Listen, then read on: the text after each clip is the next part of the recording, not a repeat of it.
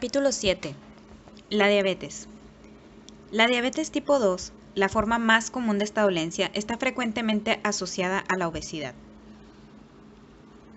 Nosotros, como nación, seguimos aumentando de peso y nuestra tasa de diabetes se está disparando tanto que pronto escapará de nuestro control.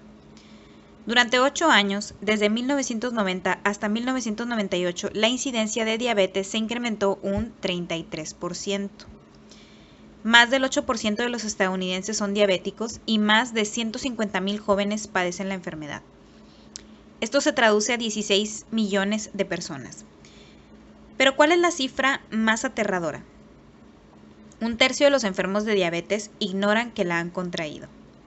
Podemos considerar que la situación es grave porque en una época de la vida tan temprana como es la pubertad, nuestros niños están empezando a desarrollar una forma de diabetes que, por lo general, padecen los adultos mayores de 40 años.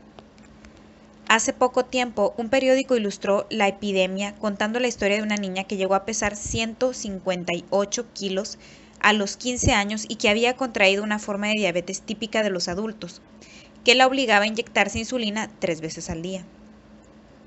¿Qué es la diabetes? ¿Por qué debemos preocuparnos por ella? ¿Y cómo podemos evitarla? Las dos caras del mismo demonio. Casi todos los casos de diabetes son del tipo 1 o 2. Los adolescentes y los niños normalmente desarrollan la tipo 1, razón por la cual a menudo se la nombra como diabetes juvenil. Esta forma de diabetes representa entre el 5 y el 10% de todos los casos. El tipo 2, que supone entre el 90 y el 95% de los casos, solía manifestarse principalmente en adultos, y por ello se le conocía como diabetes de adultos. Pero dado que el 45% de los nuevos casos de diabetes infantil son de tipo 2, se está empezando a abandonar las denominaciones clasificadas por edades y la actual forma de referirse a las dos formas de diabetes se ha simplificado a tipo 1 y tipo 2. En ambos tipos, la enfermedad se inicia con una disfunción del metabolismo de la glucosa. El metabolismo normal actúa del siguiente modo. Ingerimos alimentos. Durante la ingestión, la parte correspondiente a los hidratos de carbono se descompone en azúcares simples, gran parte de los cuales corresponde a la glucosa. La glucosa, o azúcar en sangre, se introduce en el flujo sanguíneo y el páncreas produce insulina para transportarla y distribuirla por todo el cuerpo. La insulina actúa como un portero que abre las puertas para que la glucosa penetre en diferentes células con diversos propósitos. Parte de la glucosa se convierte en energía a corto plazo para que la célula pueda utilizarla de inmediato y el resto se almacena como energía que se empleará a largo plazo, o sea, grasa. Cuando una persona desarrolla la enfermedad, este proceso metabólico se colapsa. Los diabéticos de tipo 1 no pueden producir la cantidad adecuada de insulina porque las células productoras de esta sustancia de su páncreas han sido destruidas. Este es el resultado de un organismo que se ataca a sí mismo, haciendo de la diabetes tipo 1 una enfermedad autoinmune. Se tratará la diabetes tipo 1 y otras enfermedades autoinmunes en el capítulo 9.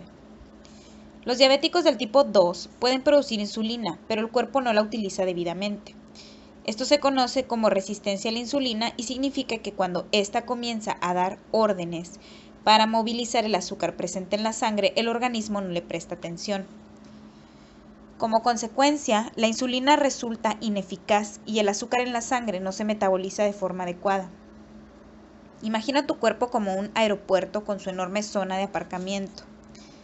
Cada viajero representa una unidad del azúcar que hay en la sangre. Después de comer, aumentan tus niveles de azúcar en sangre. En nuestra analogía, esto se traduce a una multitud de pasajeros que llegan al aeropuerto en sus coches, los aparcan y luego se dirigen andando hasta la parada donde los recogerá el autobús lanzadera. A medida que aumenta el azúcar en sangre, todas las plazas de aparcamiento del aeropuerto se llenan y todas las personas se congregan en las paradas del autobús lanzadera. Como es obvio, los autobuses representan la insulina. Desafortunadamente, en el aeropuerto diabético hay todo tipo de problemas con los autobuses. En el aeropuerto del tipo 1 sencillamente no hay autobuses. El único fabricante de autobuses es, en el universo conocido, la empresa Páncreas ha cerrado su puerta. No sé si esto se entendió muy bien, lo releeré otra vez. Desafortunadamente en el aeropuerto diabético hay todo tipo de problemas con los autobuses. En el aeropuerto del tipo 1 sencillamente no hay autobuses. El único fabricante de autobuses en el universo conocido, la empresa Páncreas, ha cerrado sus puertas. En el tipo 2 hay algunos autobuses pero no funcionan bien. En ninguno de los casos los viajeros llegan a donde pretenden ir. Los sistemas del aeropuerto se colapsan e impera el caos. En la vida real, esto significa que el azúcar en sangre aumenta hasta llegar a niveles peligrosos. De hecho, la diabetes se diagnostica cuando se observan niveles elevados de azúcar en sangre o sus vértidos en la orina. ¿Cuáles son los riesgos a largo plazo para la salud que tiene un metabolismo de glucosa deteriorado? A continuación se presenta un resumen extraído de un informe de los Centros para el Control de las Enfermedades. Complicaciones de la diabetes. Enfermedades cardíacas, 2 a 4 veces riesgos de muerte por enfermedad cardiovascular. Derrame cerebral, 2 a 4 veces riesgo de derrame cerebral. Presión arterial alta, más del 70% de los diabéticos tienen tensión alta. Ceguera. La diabetes es la primera causa de ceguera en adultos. Enfermedades renales. La diabetes es la causa principal de enfermedades renales terminales. Más de 100.000 diabéticos se sometieron a diálisis a un trasplante de riñón en 1999. Enfermedades del sistema nervioso. Entre el 60 y el 70% de los diabetes sufren un deterioro nervioso que puede ser moderado a grave.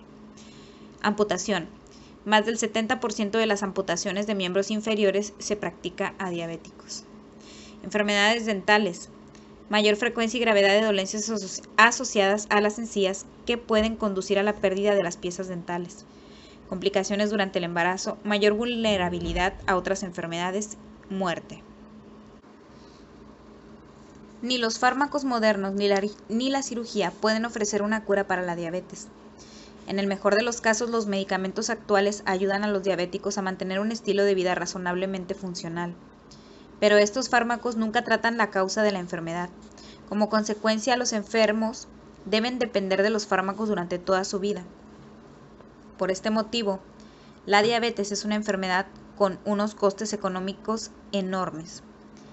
En Estados Unidos, los gastos derivados de ella ascienden a $130.000 millones anuales. Sin embargo, hay esperanza. De hecho, hay mucho más que esperanza. Los alimentos que consumimos tienen una enorme influencia sobre la enfermedad. Una dieta adecuada no solo puede prevenirla, sino también tratarla. Entonces, ¿cuál es la dieta idónea? Estoy convencido de que adivinas lo que estoy a punto de decir, pero dejemos que la investigación hable por sí misma. Ahora lo ves, ahora no lo ves. Desde hace más de 100 años se sabe que la diabetes, como la mayoría de las enfermedades crónicas, se manifiesta en algunas zonas del mundo más que en otras. Por otra parte, también se ha demostrado que las poblaciones con bajos índices de diabetes tienen dietas diferentes a las que registran una mayor incidencia de la enfermedad. Pero ¿se trata de una coincidencia o de algo más? Hace casi 70 años, H.M. Hemsworth recopiló toda la información presentada en un informe que comparaba las dietas y las tasas de diabetes de 6 países. Descubrió que algunas culturas consumían dietas ricas en grasas, en tanto que otras tenían dietas ricas en carbohidratos. Estos patrones de consumo de grasas contra hidratos de carbono eran el resultado de la ingesta de alimentos de origen animal en comparación con los de origen vegetal. El gráfico 7.1 documenta la dieta y las características de la enfermedad de estos países a principios del siglo XX. Cuanto mayor es la ingesta de carbohidratos, menos grasas se consumen y el número de muerte por diabetes se desploma desde un valor de 20.4 hasta 2.9 por cada 100.000 personas. ¿Cuál es el veredicto? Una dieta rica en carbohidratos y con bajo contenido en grasas, es decir, una dieta vegetariana, puede ayudar a prevenir la diabetes. 30 años más tarde se analizó el tema otra vez y después de recopilar datos en 4 países del sudeste de Asia y Sudamérica, los investigadores volvieron a demostrar que las dietas ricas en carbohidratos se asociaban con índices inferiores de diabetes. Sus observaciones permitieron inferir que el país que registraba la mayor tasa de diabetes, Uruguay, tenía una dieta típicamente occidental, rica en calorías, en proteínas de origen animal, en grasa total y en grasa de origen animal. Los países con índices bajos de diabetes consumían una alimentación que era relativamente baja en proteínas, especialmente en proteína animal, grasa y grasa animal. Una gran proporción de calorías procedía de los carbohidratos, en particular del arroz. Los mismos investigadores ampliaron su estudio a 11 países de Centroamérica, Sudamérica y Asia. De todas las asociaciones halladas, la más sólida se observó entre la diabetes y el exceso de peso. Las probabilidades que consumían un tipo de dieta básicamente occidental eran las que registraban los mayores niveles de colesterol, que a su vez mantenían una estrecha relación con la incidencia de la diabetes. ¿Acaso todo esto te empieza a resultar familiar? Estudiar una sola población. Estos antiguos estudios de diferentes culturas pueden ser rudimentarios y conducir a conclusiones que no son totalmente fiables. Podríamos considerar que la diferencia en los índices de diabetes de los estudios mencionados no se debiera a la dieta, sino a la genética, o que tal vez otros factores culturales que no habían sido considerados, como la actividad física, fueran más relevantes.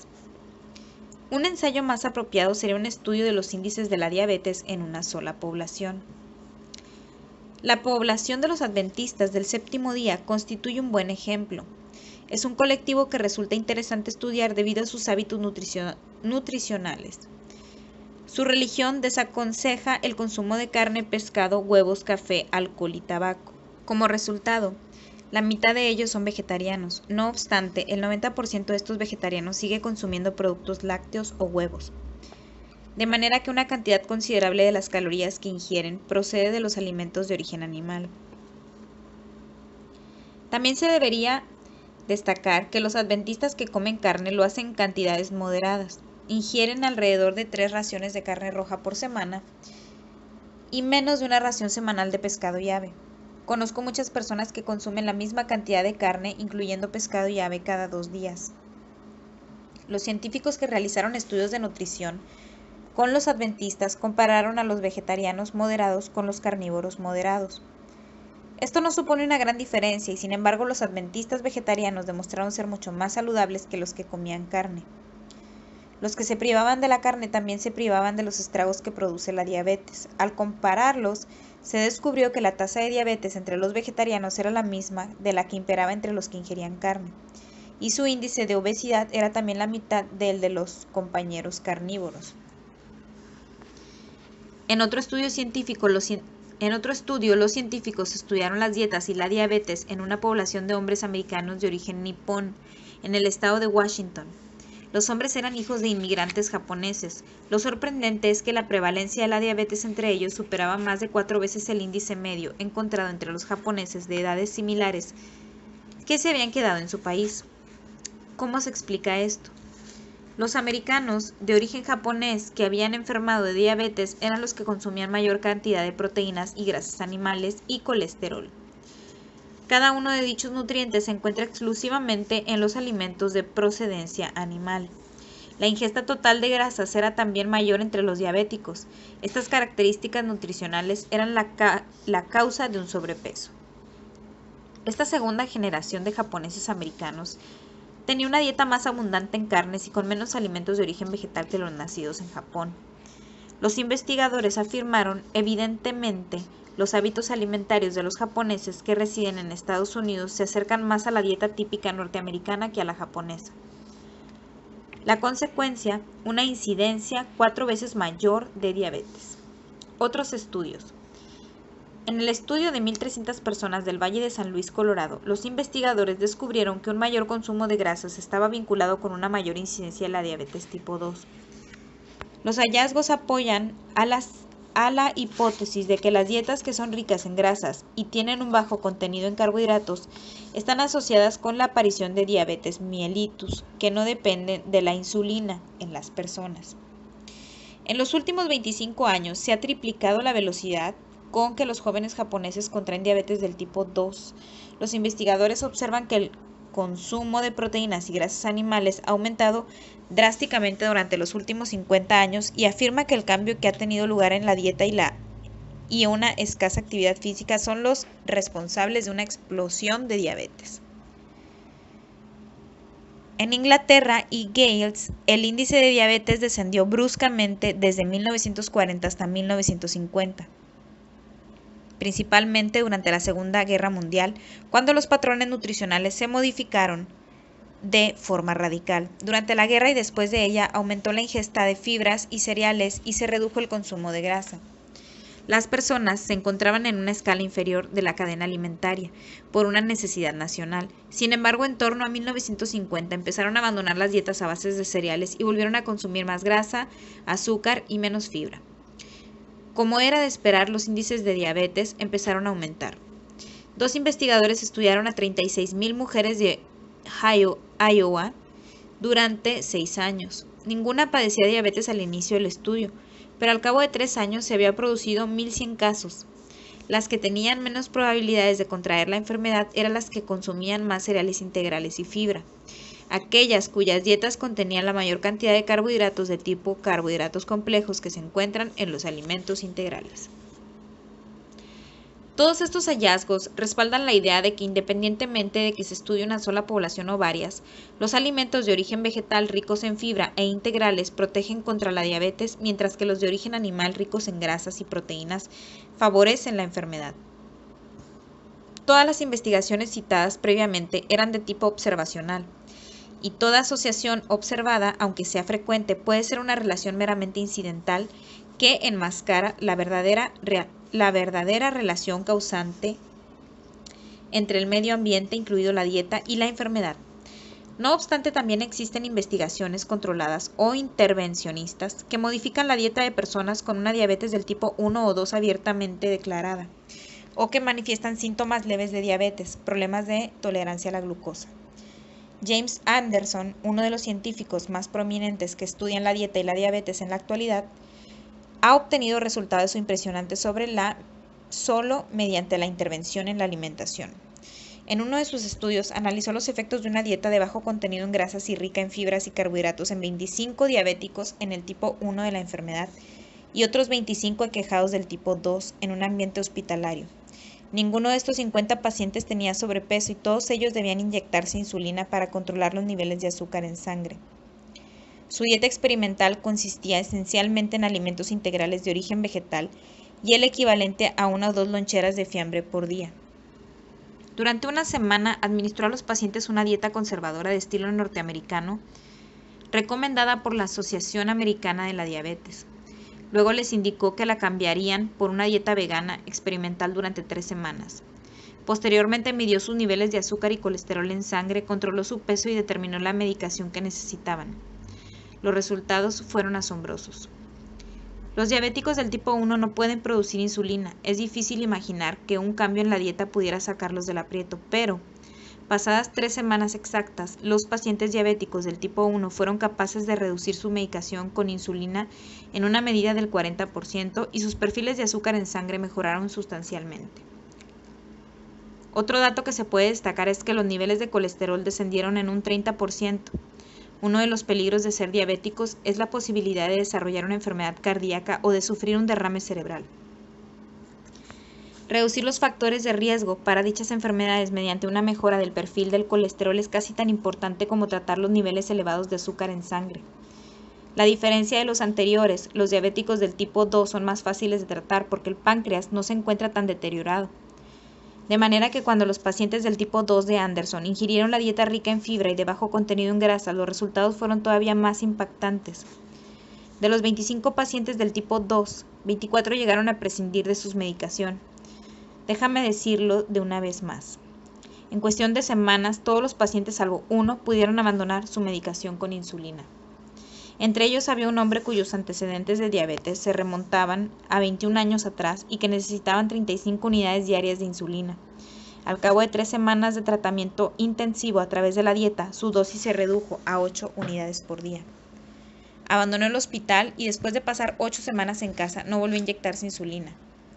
El gráfico 7.2 representa una muestra de pacientes y prueba de que la dieta vegetariana redujo su medicación con insulina.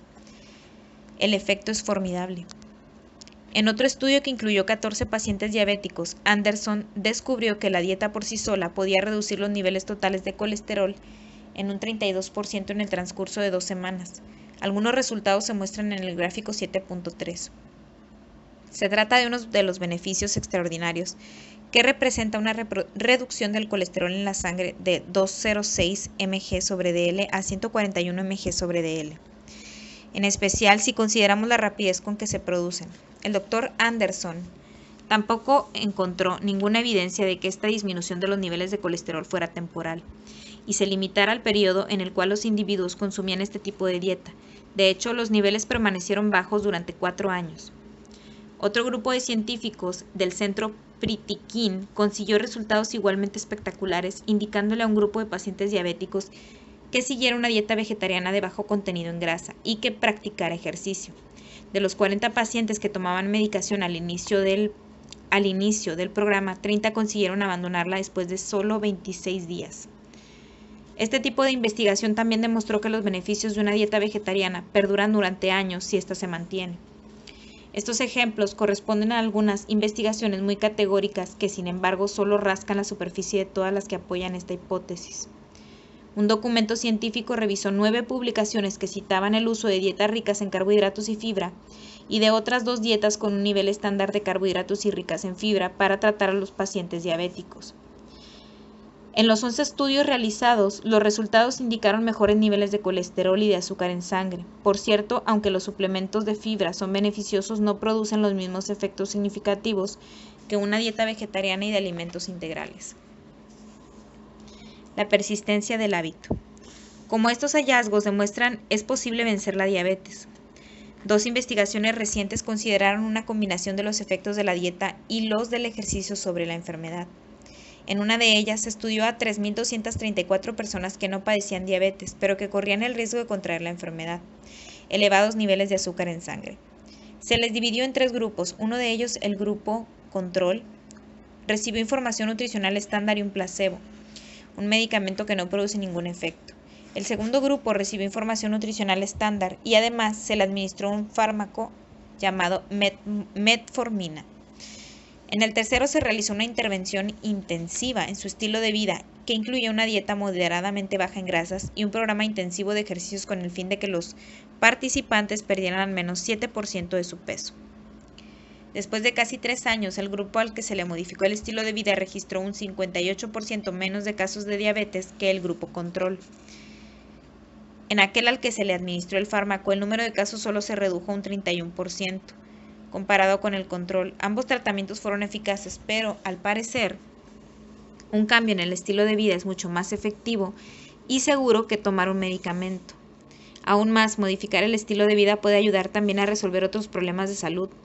No se puede decir lo mismo del fármaco. La segunda investigación descubrió, asimismo, que si se introducían modestos cambios en el estilo de vida, incluyendo el ejercicio, la pérdida de peso y una dieta con un contenido moderadamente bajo en grasa, el índice de diabetes podía reducirse en un 58%. Imagina lo que sucedería si todos adoptaran la dieta más saludable, vegetariana y de alimentos integrales. Sospecho que se podrían prevenir prácticamente todos los casos de diabetes del tipo 2. Lamentablemente, la mala información y los hábitos arraigados están haciendo estragos en nuestra salud. Nuestra costumbre de comer perritos calientes, hamburguesas y patatas fritas nos está matando. Ni siquiera Anderson, que consiguió profundos resultados con muchos pacientes por el mero hecho de aconsejarles una dieta prácticamente vegetariana, es inmune a los habituales consejos de salud. El científico escribió: lo ideal sería que las dietas que nos proporcionaran un 70% de calorías procedentes de los carbohidratos y hasta 70 gramos de fibra diarias fueran las más beneficiosas para la salud de los diabéticos. No obstante, las dietas solo permiten ingerir alrededor de 60 gramos de carne por día, por lo que a muchos les resultan poco prácticas. ¿Por qué el profesor Anderson, un excelente investigador, afirma que una dieta semejante es poco práctica y con este comentario ya predispone a quienes lo escuchan, incluso antes de que consideren las evidencias? Modificar tu estilo de vida puede parecer poco práctico. Abandonar la carne y los alimentos ricos en grasas también puede parecer poco práctico. Pero yo me pregunto si es práctico pesar 158 kilos y padecer diabetes del tipo 2 a los 15 años, como la muchacha que mencionamos al inicio del capítulo. Me pregunto si es práctico padecer una enfermedad que no se puede curar con medicina ni cirugía, una enfermedad que a menudo produce afecciones cardíacas, derrame cerebral, ceguera o amputaciones, una enfermedad que puede requerir inyecciones diarias de insulina durante el resto de tu vida. Cambiar radicalmente nuestra dieta puede resultar poco práctico, pero intentarlo podría merecer la pena.